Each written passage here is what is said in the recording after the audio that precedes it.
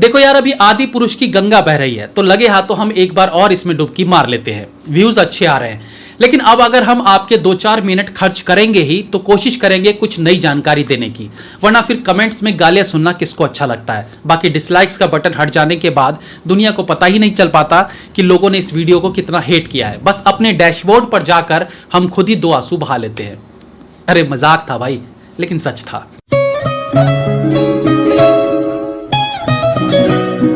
Okay, तो बात आदि पुरुष फिल्म के टीजर की चल रही है। तो पहली बात यह है कि इस टीजर ने नया रिकॉर्ड बनाते हुए किसी एक लैंग्वेज में सबसे ज्यादा सबसे जल्दी व्यूज पाने वाली ये पहली फिल्म बन गई है। आदि पुरुष के हिंदी ट्रेलर ने पहले 24 घंटों में 69 मिलियन व्यूज पाकर यह रिकॉर्ड बनाया है। इससे पहले KGF 2 ने 24 घंटों में 49.02 मिलियन व्यूज पाए थे। टोटल व्यूज की बात करें यानी सारे लैंग्वेजेस में, तो पहले 24 घंटे में आदि पुरुष के टीजर को करीब 96 मिलियन लोग देख चुके हैं, जो करीब 9.5 करोड़ होते हैं। सारे लैंग्वेजेस के व्यूज के मामले में आदि पुरुष KGF 2 से पीछे है, क्योंकि KGF 2 को पहले 24 घंटों में 106 मिलियन से ज्यादा व्यूज मिले थे। लेकिन आज चर्चा का विषय ये नहीं है, बल्कि चर्चा का विषय वो है जिसके कारण आदि पुरुष को इतने व्यूज मिल रहे हैं, यानी इसका VFX। क्योंकि आजकल नेगेटिव चीजों पर व्यूज ज्यादा आते हैं, तो लोगों की जैसी एक्सपेक्टेशंस थी इस फिल्म को लेकर, उसकी दुर्दशा देखने के लिए लोग बार बार इसके टीजर को प्ले करके देख रहे हैं और इसके व्यूज बढ़ा रहे हैं। अब जब खराब VFX के कारण फिल्म चर्चा में है, तो इस VFX का काम किसने किया ये जानने की भी इच्छा होती है। और क्योंकि अब इसके VFX का ठीकरा कोई भी अपने सर नहीं लेना चाहता, इसलिए यह सब्जेक्ट अब और खास होता जा रहा है। शुरू से कहा जा रहा था कि इस फिल्म में VFX का काम NY VFX वाला ने किया है। ये एक विजुअल इफेक्ट कंपनी है जिसके ओनर एक्टर अजय देवगन है। अपने दोनों बच्चों निशा और युग के इनिशियल लेटर्स से इस कंपनी का नाम रखा गया है NY VFX वाला। अब मैं अपने शब्दों में आपको आदि पुरुष फिल्म की सिचुएशन समझाता हूं, जो कि बहुत शॉकिंग भी हो सकती है। NY VFX वाला कंपनी में विजुअल इफेक्ट डिजाइनर और कोऑर्डिनेटर एंड सुपरवाइजर का काम देखते हैं प्रसाद सुतर। अब प्रसाद सुतर जो है वो आदि पुरुष के वन ऑफ द प्रोड्यूसर है।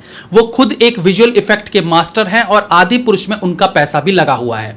अब दूसरे चैप्टर पर आते हैं, यानी दूसरे प्रोड्यूसर पर, जिनका नाम है राजेश नायर। अब राजेश नायर जो है वो फिल्मों में एज ए प्रोड्यूसर काफी साल से एक्टिव है। वो एक रेट्रो फिल्म्स प्राइवेट लिमिटेड नाम की कंपनी के CEO है, यानी वन ऑफ द ओनर भी उन्हें कह सकते हैं। अब आते हैं इसके तीसरे प्रोड्यूसर पर, जो कि खुद ओम राउत है, जो फिल्म के डायरेक्टर भी है। अब ध्यान से समझिएगा सारी कहानी को।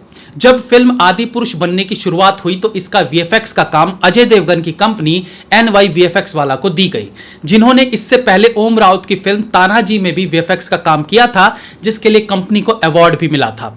जैसे कि मैंने आपको बताया ही था कि VFX सुपरवाइजर के तौर पर वहां काम करते थे प्रसाद सुतर, जो अभी आदि पुरुष के वन ऑफ द प्रोड्यूसर भी है।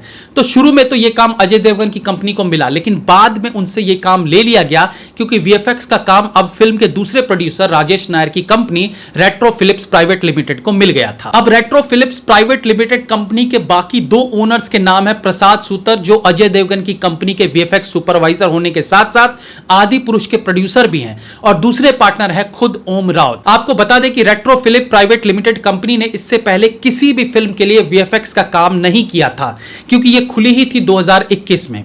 आदि पुरुष फिल्म की शूटिंग के समय तो NY VFX वाला कंपनी को VFX का काम मिला था, लेकिन जब शूटिंग खत्म हुई और पोस्ट प्रोडक्शन में VFX का काम शुरू हुआ तो NY VFX वाला से यह काम वापस लेकर अपनी ही कंपनी रेट्रो फिलिप्स को दे दिया गया, क्योंकि इसके 3 ओनर तो खुद ही प्रोड्यूसर थे आदि पुरुष के, तो उन्हें कौन रोक सकता था। रही बात T सीरीज यानी भूषण कुमार की, तो उन्हें यह कह के शीशे में उतारा गया होगा कि अजय देवगन वाली VFX कंपनी NY VFX वाला में VFX का सारा काम तो खुद प्रसाद सुतर ही देखते थे। और अब जब रेट्रो फिलिप्स इनकी खुद की कंपनी है, तो VFX का वैसा ही स्टैंडर्ड मिलेगा जैसा NY VFX वाला कंपनी दे सकती थी। नतीजा यह हुआ कि डायरेक्शन और फिल्म को प्रोड्यूस करने के बाद और ज्यादा पैसा कमाने की चाहत में VFX का काम अजय देवगन की NY VFX वाला कंपनी से छीनकर अपनी ही कंपनी को दे दिया, जिसका नतीजा टीजर में सब देख ही रहे हैं। खराब टीजर को देखते हुए बहुत से लोग अजय देवगन की कंपनी पर खराब VFX का आरोप लगा रहे थे। इसलिए NY VFX वाला कंपनी ने एक नोट जारी करते हुए लिखा कि हमारा इस फिल्म के CGI या स्पेशल इफेक्ट से लेना देना नहीं है, हमने सिर्फ फिल्म का DI यानी कि डिजिटल इंटरमीडिएट किया है, जिसे दूसरे शब्दों में आप कलर करेक्शन भी कह सकते हैं। खैर बात जो भी हो, लेकिन अभी तक की सारी चीजों को देखते हुए जो मैंने आपको बताया वही बात सही लग रही है। और अगर यही सच है तो इतना ही कहेंगे कि लालच बुरी बला है, जिसके चलते फिल्म के VFX की ऐसी तैसी हो गई। Have a nice day.